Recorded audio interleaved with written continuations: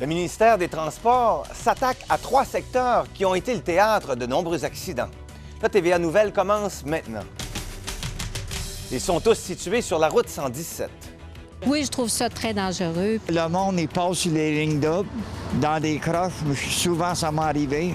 C'est très dangereux. Selon CA Québec, les stations d'essence de la région font de très bonnes affaires en ce moment. Malgré les profits, certaines minières s'inquiètent de l'incertitude qui s'incruste de plus en plus dans l'industrie. Depuis le mois de janvier, j'ai passé plus de temps à m'occuper de relations gouvernementales. Et à la météo, sortez votre parapluie puisque ce sera de la pluie en Abitibi-Témiscamingue jusqu'à dimanche.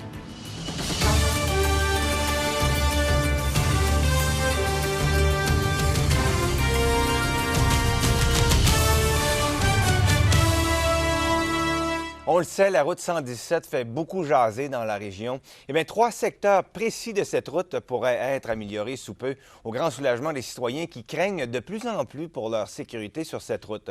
Dans son rapport 2013-2014 des sites potentiels d'amélioration, le ministère des Transports a identifié plus de 40 secteurs au Québec. On en parle avec Cindy Cahouette. Cindy, de quel secteur parle-t-on exactement? Les 3 secteurs ciblés en Abitibi-Témiscamingue se retrouvent tous sur la route 117. Et là, c'est un fait étonnant. Ils ne se retrouvent pas sur la grande route, mais bien dans 2 villes. Soit ici, on parle de Rouyn-Noranda et de Val-d'Or. Donc, ce que le ministère des Transports veut faire, tout d'abord, c'est de corriger la courbe Brière à Rivière-Éva et aussi revoir l'entrée ouest de Val-d'Or, notamment en y ajoutant des feux de circulation.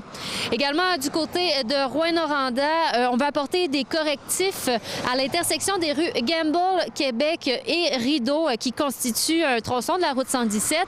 Par contre, ces travaux ne se feront pas dans l'immédiat au grand dam des usagers de la route de l'Abitibi-Témiscamingue. Oui, je trouve ça très dangereux. Lorsqu'ils sont interrogés sur la question de la sécurité sur la route 117, la majorité des citoyens sont unanimes. Il est devenu dangereux d'y circuler. Pour passer à l'heure des travailleurs tôt le matin ou le soir, lorsqu'ils sortent du travail, les mineurs, là, c'est l'enfer. Surtout l'hiver, quand les conditions s'y prêtent pas trop, qu'il y a de la glace noire, tout ça, c'est... J'aime pas ça. Il y en a qui roulent encore trop vite pour notre réseau routier, si tu veux. Parce que là, c'est l'enfer. Il y a beaucoup de gros camions. Puis c'est ça qui est le problème. Il faudrait que ça s'aide des 4 voies parce que le monde, il passe sur les lignes doubles, dans des croches. Souvent, ça m'est arrivé. C'est très dangereux. Le ministère des Transports du Québec a d'ailleurs identifié 3 sites à potentiel d'amélioration en Abitibi-Témiscamingue, dont 2 dans des villes. Des sites de dimensions restreintes qui ont été le lieu d'accidents graves ou mortels ou d'un nombre anormalement élevé d'accidents. Lorsqu'on arrive aux entrées de ville, il y a plus de circulation, il y a plus d'entrées et de sorties, donc il y a plus de risques de conflits pour provoquer un accident. Les endroits accidentogènes sur la 117 sont multiples, mais ne sont pas tous pris en charge par le MTQ. Alors que nous, on y va plus au niveau de la structure. Qu'est-ce qui, en modifiant une courbe, par exemple, qui va faire en sorte qu'on va améliorer la situation? La SQ font des opérations en fonction plus du comportemental des conducteurs. Au total, le ministère des Transports prévoit investir 400 millions de dollars au Québec pour des travaux routiers de ce genre. La voie de contournement de Rouyn-Noranda, plus gros des 3 projets de la région, évalué à 85 millions de dollars, devrait débuter au printemps 2014. Cindy Cahouette, RNC Nouvelles, Rouyn-Noranda. Et à la question du jour, on vous demandait, vous sentez-vous en sécurité lorsque vous circulez sur la route 117? Vous avez répondu oui à 52 %. On a l'impression de se répéter, mais encore une fois, les gens de l'Abitibi-Témiscamingue paieraient trop cher pour leur essence. Selon CA Québec, le prix réaliste dans la région serait de 1,30 $ le litre. Pourtant, il se vend un peu partout à 1,37 $. Et pour en parler, on joint François Munger. François, on s'en doute, les automobilistes se sentent impuissants. Effectivement, les automobilistes commencent à être habitués de devoir payer un prix au-dessus de la normale et c'est ce qui ressort de l'ensemble des discussions que j'ai eues avec les gens à la pompe aujourd'hui. Vous le voyez juste ici derrière moi, le prix de détail de l'essence en ce moment se vend à environ 1,37 $ le litre, alors qu'il devrait plutôt, selon le prix suggéré par CAA, être à 1,30 $ le litre. Les gens commencent à se sentir impuissants face à la situation. Et il y en a qui m'ont carrément dit, on n'a pas vraiment le choix. Je vous laisse d'ailleurs écouter ce qu'ils avaient à dire. On n'a pas le choix vraiment là-dessus. On doit subir les prix. Malheureusement, c'est notre vie ici.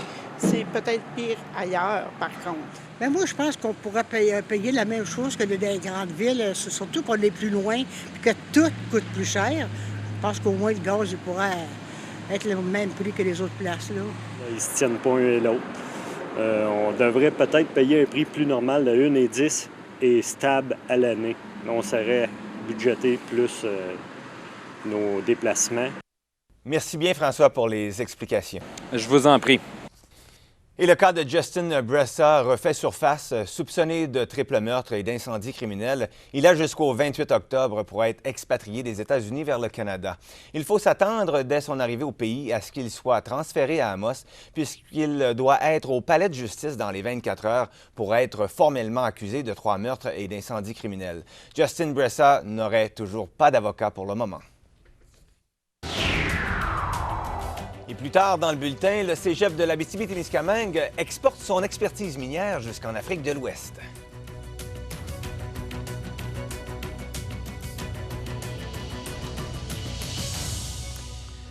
On en a parlé à plusieurs reprises de l'incertitude dans le domaine minier qui plane depuis plusieurs mois sur les entreprises de la région. Des dizaines de représentants de l'Abitibi-Témiscamingue ont rencontré les élus régionaux, se sont déplacés à Québec pour parler devant l'Assemblée nationale, mais le travail n'est pas terminé. On en discute avec Émilie Blais. Émilie, pour le vice-président d'Anico Eagle, Christian Provencher, il faut continuer les efforts de mobilisation pour passer au travers de ce moment difficile. Oui, il a parlé des enjeux et des nombreux défis à relever pour la compagnie devant les membres de la Chambre de commerce et d'industrie de Rouyn-Noranda. Selon lui, la baisse du prix de l'or, les différents débats sur l'industrie, également le forum sur les redevances minières et le projet de loi 43 ont contribué à l'incertitude dans le domaine. Et ce que les dirigeants tentent vraiment de faire comprendre au gouvernement, c'est l'importance de l'industrie minière pour la région, mais également l'importance de travailler avec eux. Depuis le mois de janvier, j'ai passé plus de temps à m'occuper de relations gouvernementales, à faire valoir les bienfaits de l'industrie minière qu'à m'occuper de nos opérations. Donc, ça vous donne, je vous dirais que j'aimerais mieux passer mon temps à développer de nouveaux projets, à travailler, à optimiser nos mines. Et malgré l'incertitude, Anico Eagle continue de progresser. Oui, effectivement, parce que pour les 3 mines d'Anico Eagle qui sont situées en Abitibi-Témiscamingue, on parle de Lapa, La Ronde et de Goldex, eh bien, elles génèrent déjà des profits. Alors, pour Christian Provencher, Anico Eagle est vraiment sur la bonne voie. En 2012, record de production d'1 million d'onces des mines d'Anico Eagle réunies et un quart de cette production est attribué aux minières de la région. Ici, en région, les gens comprennent assez bien, parce qu'il y a beaucoup de familles qui travaillent dans l'industrie minière. Lorsqu'on parle au cas des gens de Montréal ou des gens de l'extérieur, malheureusement, les gens ne connaissent pas la réalité. En terminant, Christopher, il y aura d'autres coupures prévues chez Anico Eagle. On parle de 250 millions de dollars en 2014 qui vont se traduire notamment par la diminution du budget pour l'exploration et la production. Bien, merci beaucoup, Émilie, pour les détails. Je vous en prie. Au revoir. Toujours dans l'industrie minière, la ministre des Ressources naturelles, Martine Ouellette, vient d'annoncer l'attribution d'un bail minier à Mine Richemont. Celui-ci lui permettra d'aller de l'avant avec son gisement satellite au site minier de la mine Beaufort. Cette annonce vient consolider 35 emplois au sein de la compagnie. On espère débuter la production commerciale en octobre. Mine Richemont prévoit produire 30 000 onces d'or sur 2 ans. Le minerai serait traité à l'usine Camflo. L'indice boursier minier est présenté par Stéphanie Grenier, audioprothésiste, du 453e avenue, Val-d'Or.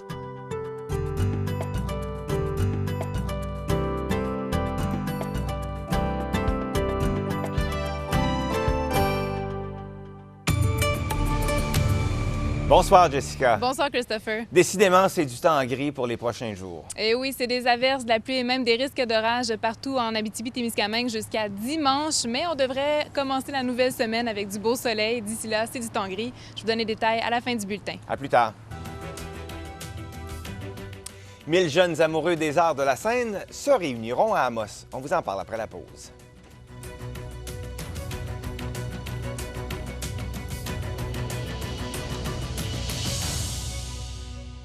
Le sous-titrage de cette émission vous est présenté par le groupe Paquin et la Maison des soins palliatifs L'Envol de Rouyn-Noranda. Nos bénévoles iront chez vous les 28, 29, 30 septembre, 1er et 2 octobre. Soyez généreux.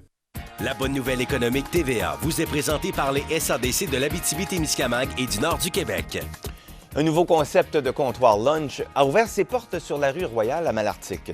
L'entreprise Mademoiselle Moustache, qui a créé 4 emplois, offre aux travailleurs un service unique de repas sous forme de boîte à lunch avec possibilité de livraison en entreprise. La bonne nouvelle économique TVA vous a été présentée par les SADC de la région.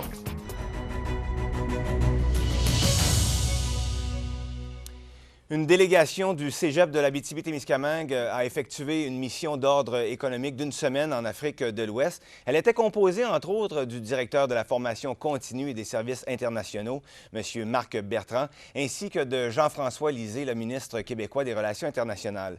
Le but, établir des partenariats ici du monde minier avec le marché africain. Tout d'abord, bonjour, M. Bertrand. Bonjour. Alors, écoutez, on sait que la Côte d'Ivoire et le Sénégal, par exemple, sont peu développés, mais constituent tout de même un important potentiel géologique. Pouvez-vous nous dire, en termes miniers, là, quels sont les besoins des minières ou des communautés d'enseignement que vous avez visitées? En fait, dans la délégation, il y avait des équipementiers aussi, des fournisseurs d'équipements qui provenaient de l'Abitibi. On peut dire, ce qu'on a découvert ensemble, c'est que les besoins sont à tous les niveaux. Autant au niveau de formation professionnelle, formation technique, que de ressources, d'équipements, de services, construction, ingénierie. C'est à peu près tout. Ils sont dans leur début au niveau de l'exploitation minière. Ça fait quand même plusieurs années, mais on doit quand même les supporter à ce niveau-là. Bon, on peut imaginer que les minières là, ont clairement un incitatif à investir dans les formations que vous offrez. Oui, effectivement. Dans ces pays-là, notamment les 3 pays qu'on a visités, Sénégal, Côte d'Ivoire et Burkina Faso, ils ne sont pas équipés présentement. Ils n'ont pas les infrastructures de base pour donner des cours de technique de la qualité qu'on donne au Canada ou au Québec. Est-ce que vous pensez que cette formation-là que vous exportez sur ces territoires africains peuvent, si vous voulez, libérer ces communautés-là en leur dotant d'une certaine autonomie professionnelle? La façon qu'on fonctionne habituellement, c'est ce qu'on fait ailleurs dans d'autres pays. On travaille en collaboration avec le gouvernement et avec les compagnies minières. L'objectif, c'est de former les gens, les amener au niveau professionnel, au niveau technique, mais aussi de les diplômer. De cette façon-là, il y a un leg qui reste là, des laboratoires, des programmes qui sont solides, qui sont reconnus mondialement. Donc, c'est un petit peu l'objectif, soit de supporter les compagnies minières et supporter la population locale afin qu'elle soit les employés de ces mines-là, au lieu que, habituellement, les compagnies minières vont engager des expats, ce qu'on appelle des expats. Mais leur objectif, c'est d'avoir le moins d'expats possible puis d'utiliser la main-d'œuvre locale. Rapidement, M. Bertrand, il nous reste peu de temps. Dites-nous ce que vous faites avec les profits, parce qu'on sait qu'avec l'expertise que vous avez, là, vous faites des profits. Comment est-ce que c'est géré, ces profits-là, quand vous revenez? En fait, les revenus ou les profits, comme on peut dire, reviennent au cégep et sont réinvestis soit en équipement, soit en service au cégep de l'Abitibi-Témiscamingue. Donc, ça vaut la peine, finalement? Vous revenez tout juste du voyage, vous pouvez nous en parler? Oui, il y a quand même un bon potentiel. Si tout va bien, on a déjà rencontré 3 compagnies minières avec qui on pourrait travailler. Puis ça pourrait nous faire bénéficier autant les compagnies minières que le cégep au niveau du profit, mais on peut penser à des principes d'échange étudiants, d'échange d'enseignants. Donc, toute la communauté serait gagnante. Donc, on peut donc dire qu'il y a un bel avenir là, dans ce sens-là pour le cégep de l'Abitibi-Témiscamingue. Un gros merci, M. Bertrand, pour cette entrevue. Merci, au revoir. Au revoir. Les codes de la bourse, une présentation de Promutuel, le pro de l'assurance.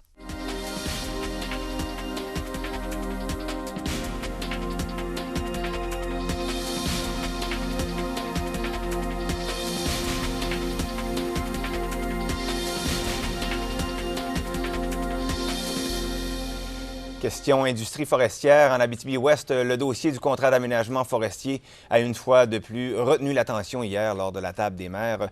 Une semaine après l'annulation du processus d'appel d'offres pour le volume de bois disponible, il semble que l'entreprise Tembec soit bien positionnée pour la suite des négociations. La MRC communiquera avec le vice-président de Tembec pour solliciter une rencontre le plus brièvement possible. Une dizaine de travailleurs de l'entreprise étaient d'ailleurs sur place. La chronique culturelle vous est présentée par les denturologistes Leclerc. Jasmin Leclerc à Amos, Bruno Leclerc à La Sarre. Le savoir-faire à votre service. La ville d'Amos sera l'hôte du 14e rendez-vous pan-québécois de secondaire en spectacle. Et plus de 1000 jeunes amoureux des arts de la scène vont se réunir pour se produire et performer sur scène en mai 2014. Le timing idéal pour le 100e d'Amos. C'est une grosse logistique parce qu'on les prend en charge dès leur arrivée le jeudi jusqu'au dimanche. Et on sait que l'événement se déroule en 4 jours. Donc, c'est important d'être prêt parce qu'on n'a pas plusieurs jours ou plusieurs heures pour s'ajuster s'il y a des imprévus et autres. Donc, ça demande toute une organisation, un comité. Ce qu'on veut aussi profiter de l'occasion dans le cadre de secondaire en spectacle, c'est d'offrir à la fois des visites touristiques pour leur permettre justement de découvrir. Parce que l'élève qui vient, il y a à la fois de la formation, des visites touristiques et soit du spectacle. Donc, c'est les grandes structures de leur séjour parmi nous. Un rendez-vous en 2014 qui se veut un rendez-vous important, majeur et unique en région aussi. Et la Chambre de commerce de Val-d'Or et la Ville de Val-d'Or, en collaboration avec le ministère de la Culture et des Communications, lancent la 2e édition des prix Affaires et Arts. Puisque la première édition, oui, a très bien fonctionné, c'est un événement qui lie le monde des affaires à celui de la culture et qui vise justement à souligner les efforts qu'un entrepreneur peut entreprendre dans le milieu culturel.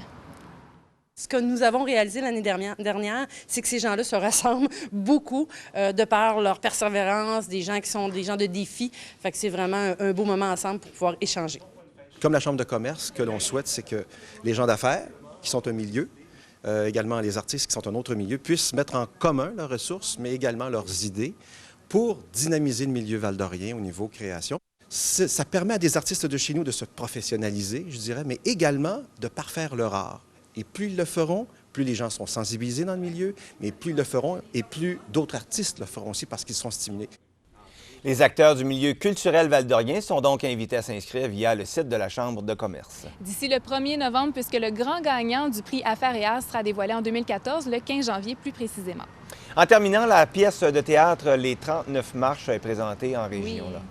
Oui, hier soir, l'équipe était du côté de La Sarre, non d'Amos, pardon. Ce soir, ils sont à Rouyn-Noranda pour présenter Les 39 marches, qui est d'ailleurs une adaptation du thriller d'Alfred Hitchcock, dans laquelle on peut voir le comédien Patrice Cocro interpréter plus de 50 personnages.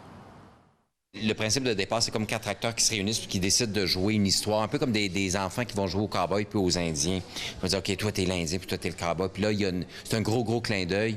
Et c'est une histoire de complot, les 39 marches, qui est un peu particulière. Mais on se trouve à voyager à travers l'Écosse, l'Angleterre en 1935 et c'est vraiment un prétexte pour s'amuser. Ça a un rythme d'enfer et c'est quelque chose de très enfantin. Ça rappelle, ça a de l'ordre de ça, les gobelets, ça a de l'ordre de quelque chose de ludique, quelque chose de presque pas de décor. On doit suivre la trame sonore et évidemment, c'était beaucoup de travail, retravailler les personnages, les chapeaux, la manipulation des costumes et tout ça. Donc, ça demande une rigueur, une précision pour ensuite être libre. Tu as juste à tout recevoir, ce qu'on propose, puis t'amuser. C'est enfantin. Oui. Il y a quelque chose d'enfantin. Il n'y a pas de message, il n'y a rien à chercher. Et c'est donc demain, oui, qu'ils seront à La Sarre pour terminer leur visite samedi soir à Val-d'Or. Merci, Jessica. Je vous en prie. Les nombreux kilomètres parcourus par l'Amossois Pierre Hicnault le mènent à l'Assemblée nationale. On vous en parle dans 3 minutes.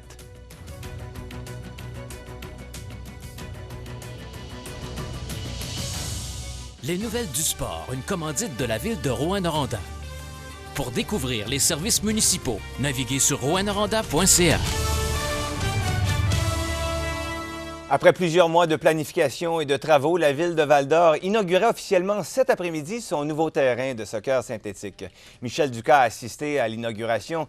Michel, les associations de soccer de Val-d'Or ont maintenant des infrastructures dignes de ce nom. Bien, ça, vous pouvez le dire, Christopher, parce qu'auparavant, à Val-d'Or, on avait le choix entre 2 terrains, un champ de patates ou un autre champ de patates. Maintenant, la situation est d'ailleurs tellement embarrassante qu'il y a 2 ans, le Blizzard de Val-d'Or, qui jouait à l'époque dans la Ligue élite 3A du Québec, écopait systématiquement d'amendes par la Fédération québécoise de soccer à cause des conditions de terrain qu'on jugeait inacceptables. Outre ces considérations, il faut aussi dire que les joueurs de la région de Val-d'Or étaient désavantagés par rapport aux autres équipes de partout au Québec. Toutes les équipes, les saisons AA et AAA commençaient le 1er mai. Et nous, bien, 1er mai, des fois, il y avait encore de la neige sur les terrains. Puis même les terrains naturels, avant qu'ils soient drainés, on ne pouvait pas accéder au terrain avant juin. Fait que tout ce temps d'entraînement-là, on ne l'avait pas. Et Michel, il faut bien le dire, là, ce terrain de soccer, c'est un bel accomplissement. Le maire, Fernand Trahan, était plutôt fier. Vous pouvez le dire ça aussi, Christopher, parce que pour Fernand Trahan, ça correspond à un point d'orgue à sa carrière politique. La construction de ce terrain aura été longue et pas toujours facile. Après 6 ans et 2,9 millions de dollars, Val-d'Or a enfin son terrain synthétique. Et Fernand Trahan, lui, peut maintenant partir la tête en paix. Pour moi, c'était important de réaliser ce projet-là avant de terminer mon mandat. Alors, tout aurait été refait à Val-d'Or, toutes les infrastructures culturelles, sportives, administratives, loisirs. Alors, je suis vraiment fier là, de terminer sur cette belle note-là. Merci, Michel, pour les détails. Au plaisir, Christopher. Au revoir. Au revoir. Et en cyclisme, les récents succès du cycliste amossois Pierrick Naud lui ont valu une mention d'honneur à l'Assemblée nationale. Le vice-premier ministre François Gendron a profité de la période des déclarations des députés pour saluer les récents exploits du jeune cycliste amossois, qui a remporté, il faut bien le dire, 2 médailles d'or aux derniers Jeux du Canada tenus cet été à Sherbrooke. Voilà l'exemple inspirant d'un jeune athlète déterminé qui peut être très fier de ses exploits. Le succès de Pierrick met également en lumière le talent cycliste dont recèle, et ça depuis plusieurs années, l'Abitibi-Témiscamingue et particulièrement le secteur Amos. La météo, une présentation de matelasderêve.com pour le plus grand choix et les meilleurs prix. C'est de la pluie pour le reste de la semaine, mais malgré tout, Jessica, vous avez réussi à trouver du positif dans tout ça. Ben oui, pas moyen d'être négatif 2 secondes. En fait, le positif, c'est que demain, ce sera la journée la plus chaude de la semaine, donc on aura un beau 21 degrés partout en Abitibi-Témiscamingue. On se concentre là-dessus. Allons voir ce que ça donne en détail. Donc pour ce soir, c'est nuageux avec 60 de probabilité d'averse, un risque d'orage au cours de la nuit, minimum de 15 en Abitibi et de 16 au Témiscamingue. Maintenant, demain, en Abitibi-Témiscamingue, c'est des averses ou des orages avec un maximum de 21 degrés. Et samedi, c'est des averses, maximum de 13 en Abitibi et de 15 au Témiscamingue. Merci beaucoup, Jessica. À demain. Bonne soirée. Et voilà, c'est complet pour ce soir. On vous retrouve demain, vendredi, pour les derniers bulletins de la semaine. Bonne soirée sur les ondes de TVA.